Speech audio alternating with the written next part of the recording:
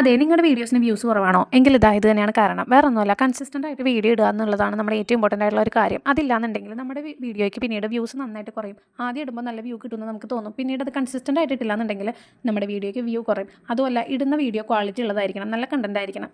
ഞാനിപ്പോൾ ഇട്ടേക്കുന്ന പോലെ തലയും വാലും ഇല്ലാത്ത വീഡിയോ ഇട്ട് കഴിഞ്ഞിട്ടുണ്ടെങ്കിൽ ഉറപ്പായിട്ട് നമുക്ക് വ്യൂ കുറയും. ഇതിപ്പോൾ ഒരു ഹൗസ് വാമിങ്ങിന് പോകുന്ന വീഡിയോ ആണ്. എൻ്റെ ഫ്രണ്ടിൻ്റെ ഹൗസ് വാമിംഗ് ആയിരുന്നു.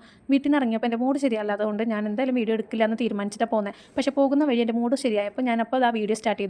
എന്നിട്ടോ ഒന്നും പ്രോപ്പറായിട്ട് എടുക്കാൻ പറ്റിയില്ല എനിക്ക്. ഞങ്ങൾ ഫുഡ് കഴിക്കുന്നതും ഐസ്ക്രീം കഴിക്കുന്നതും സൊറ പറഞ്ഞിരിക്കുന്നതും ഒന്നും ഞാൻ പ്രോപ്പറായിട്ട് വീഡിയോയിൽ ക്യാപ്ചർ ചെയ്തിട്ടില്ല. നമ്മളൊരു യൂട്യൂബ് ചാനലൊക്കെ തുടങ്ങിക്കഴിഞ്ഞാൽ നമ്മുടെ ഉള്ളിൽ തന്നെ ഒരു ബോധം വേണം, നമ്മളൊരു കണ്ടന്റ് ക്രിയേറ്റർ ആണ്, നമ്മളിന്നത് പ്രോപ്പറായിട്ട് വീഡിയോ എടുക്കണം, ഇതാണ് നമ്മുടെ പാഷൻ അല്ലെങ്കിൽ നമ്മുടെ റെസ്പോൺസിബിലിറ്റി ആണെന്നുള്ളത് സ്വയം ചിന്തിക്കണം. എനിക്ക് ആ ചിന്ത ഇതുവരെ വന്നിട്ടില്ല എന്നുള്ളതാണ് സത്യാവസ്ഥ.